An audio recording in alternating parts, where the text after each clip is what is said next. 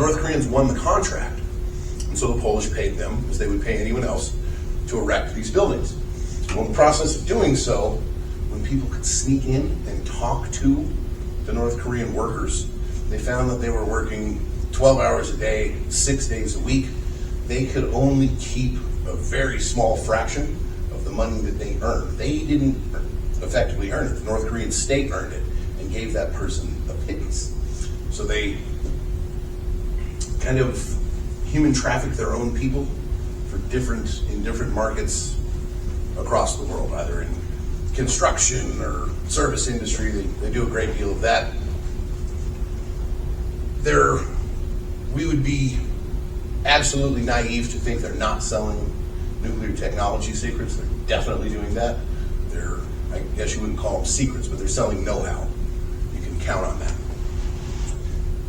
They've got the 4th largest standing army in the entire world.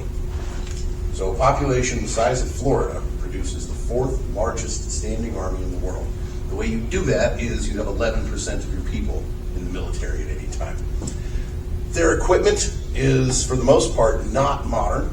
They have a lot of old Soviet-era kind of fire and forget munitions, but they have a ton of them, and that's what makes them so dangerous. It's not that they have great modern weaponry, it's that they have invested an obscene amount in having a massive stockpile of things that you can rely on simply to go boom. They do a lot of that. They did develop nuclear weapons in 2006 is when they had their first breakout. We knew they had developed them on a theoretical sense in 2005, but they demonstrated it with an effective nuclear explosion in 2006. That arsenal is estimated to be up to about 50 right now. So they probably have about 50 weapons. Having a weapon is not the same as being able to deliver that weapon, though, right? You need rockets that can take your weapon where it can go, or you need aircraft that can drop it. They have been investing quite a bit in their rocket propulsion technology. They do have what's called a stage 3 booster. They have achieved that. A stage 3 booster is what you need to get an ICBM into the upper atmosphere and effectively take that weapon to your enemy. So they could theoretically hit the continental United States.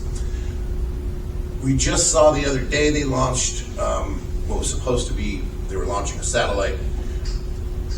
When you're launching satellites, you are launching satellites, but you're also testing your propulsion technology each time you do it. They had a failure, but they've had several successes. So their program, as far as their delivery vehicles go, is not the most reliable in the world, but it's reliable enough to be a significant problem. It is a threat.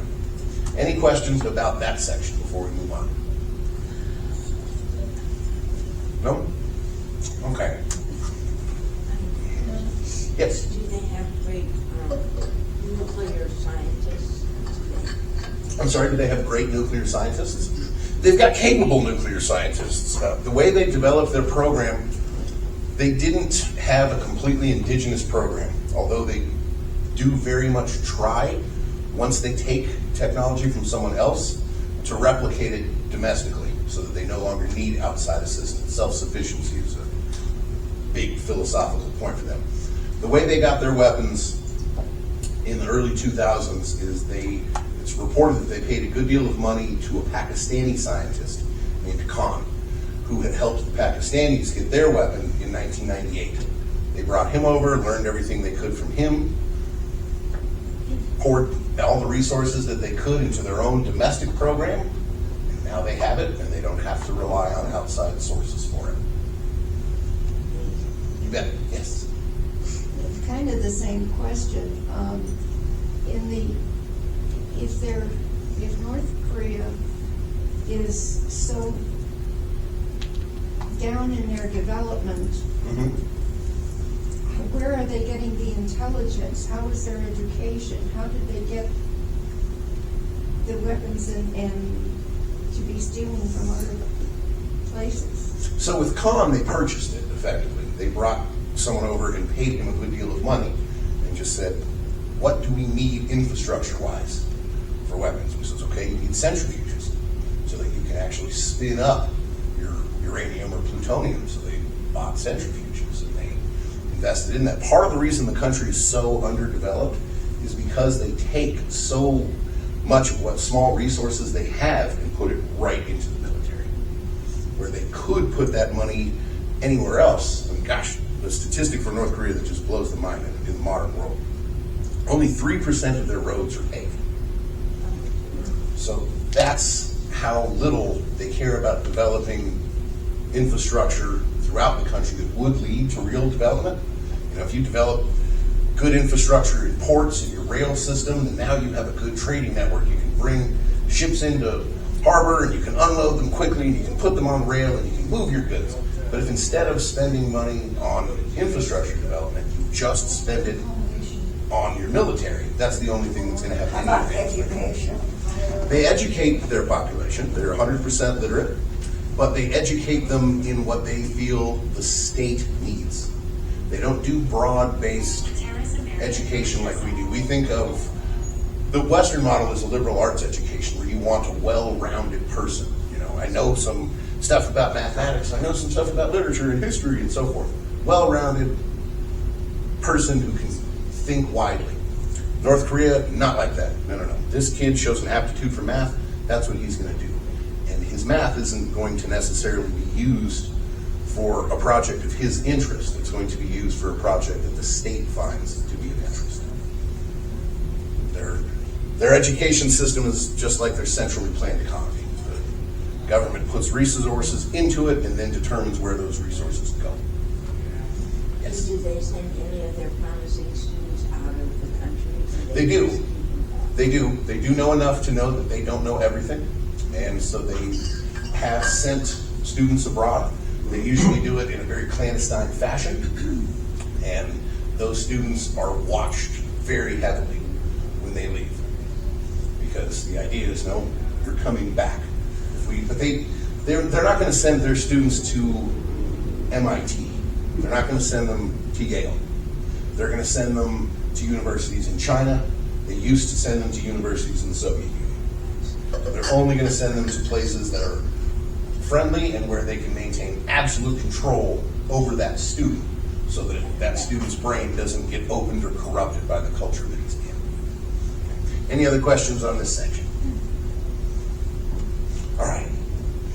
So I'm going to show you guys a quick video, and it's going to illustrate just how much fervor the North Korean people are expected to show for their leader.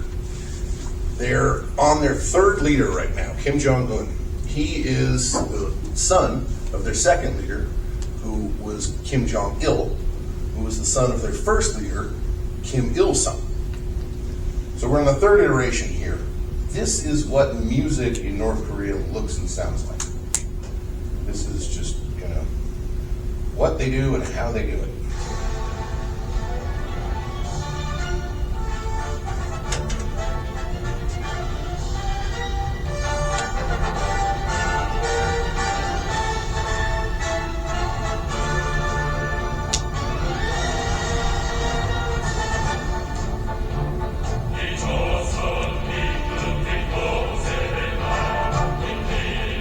Can you guys see the subtitles?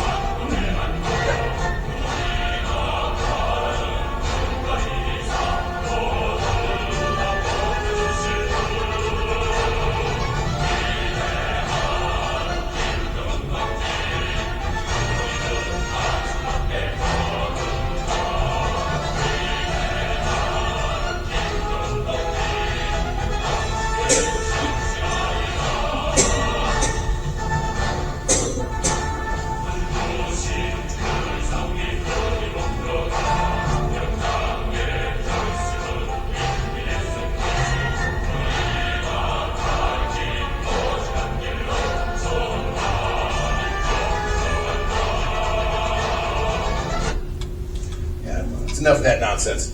It's hero worship at an extraordinary scale. Music is very militarized. It's all very state approved. And the only safe way to make music out there is to praise the dear leader whatever he says. And yeah, And there's no women. Oh, no. That's just, I can show you a video of the gals doing exactly the same thing in military uniform. Oh yeah, they make their women participate in this stuff too. That's probably even more dour to watch, is a bunch of very capable young ladies, all in military uniform, just singing ridiculous praises about some guy who came to power for no reason other than his grandpa did something once. And, you know, the absolutely mediocre person